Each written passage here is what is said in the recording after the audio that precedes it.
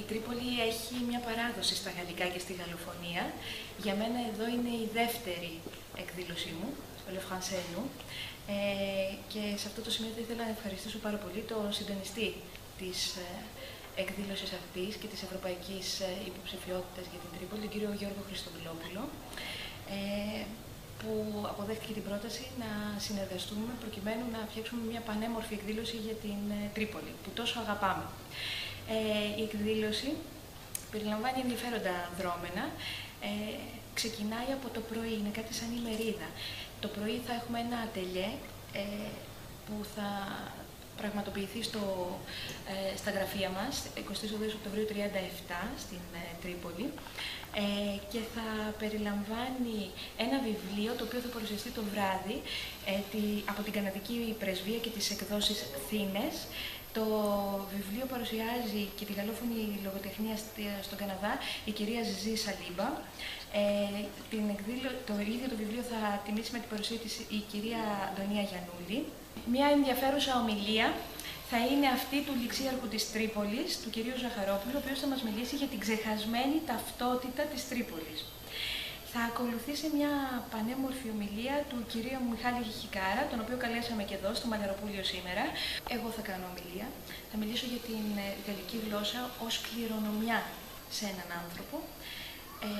Θα μιλήσουμε για την πορεία του δικού μας ομίλου, του ομίλου Σαράφη, μέσα στη γαλλοφωνία, γιατί οι εκδηλώσεις και η προσφορά είναι αρκετά μεγάλη. Ο κύριος Γιώργος Χριστοδουλόπουλος θα αναφερθεί σε ένα έργο τέχνης του Νικολά Πουσόν, «Οι Ποιμένες της Αρκαδίας», και την εκδήλωσή μας θα τιμήσει με την παρουσία της η Ευρωβουλευτής της Νέας Δημοκρατίας, κυρία Μαρία Σπυράκη, η οποία έρχεται από τις Βρυξέλλες ειδικά για αυτή την εκδήλωση. Στην εκδήλωση θα έχουμε και μία έκπληξη για τα παιδιά. Θα κληρωθεί ένα σχολείο, μία τάξη ενός σχολείου, το οποίο θα ταξιδέψει στις Βρυξέλλες. Ο χώρος που βρισκόμαστε είναι ένας από τους χώρους της Τρίπολης, ο οποίος μπορεί να δείχνει την σχέση που είχε η Τρίπολη πάντα με τη Γαλλία και τις τάσεις που έρχονταν από εκεί. Ο διακοσμητής όλου αυτού του στολιδιού της πόλης είναι Γάλλος, είναι ο Ζολί, τον οποίο έφερε ο Μεταξάς το 1906.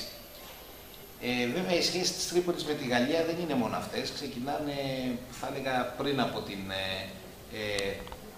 ελληνοποίηση της πόλης, πριν από το 1921, όταν ο Πουκεβίλ εδώ ήταν φυλακισμένος.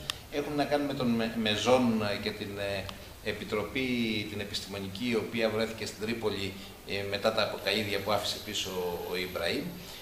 Και έχει βέβαια η Γαλλία μια μεγάλη παρουσία όλο τον 20ο αιώνα.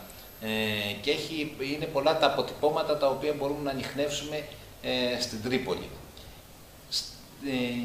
Στη δική μου ομιλία θα αναφερθώ σε έναν πίνακα ο οποίος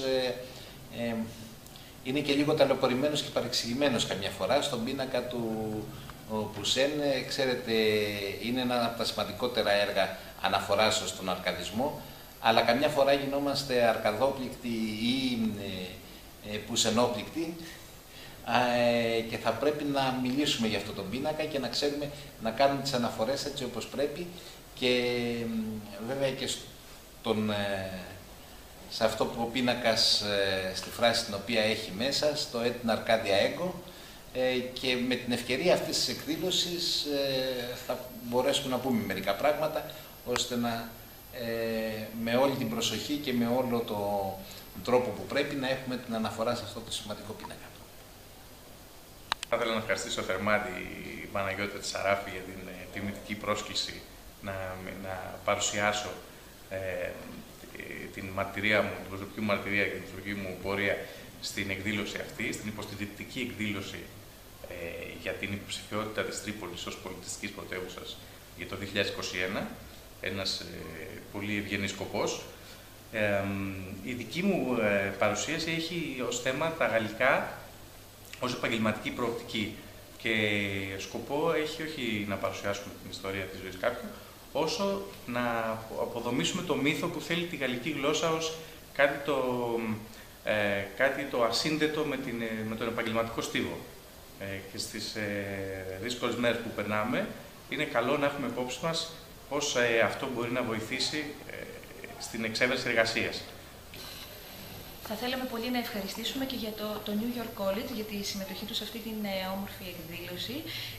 Θα είναι μαζί μας ο κύριος Γιάννης Φίκας, ο Διευθυντής Δημοσίων Σχέσεων αυτού του κολεγίου, που αν και αγγλόφωνο στηρίζει τη γαλλοφωνία, διότι αυτές οι γλώσσες, οι δύο, η αγγλική και η γαλλική, συναντιούνται και μεγαλουργούν. Επίσης, η παιδική χοροδία Ορφέας θα πει πανέμορφα γαλλικά τραγούδια και παιδάκια από τη Σχολή Χορού Εν Κινήσει θα στολίσουν με την παρουσία τους στη σκηνή μας.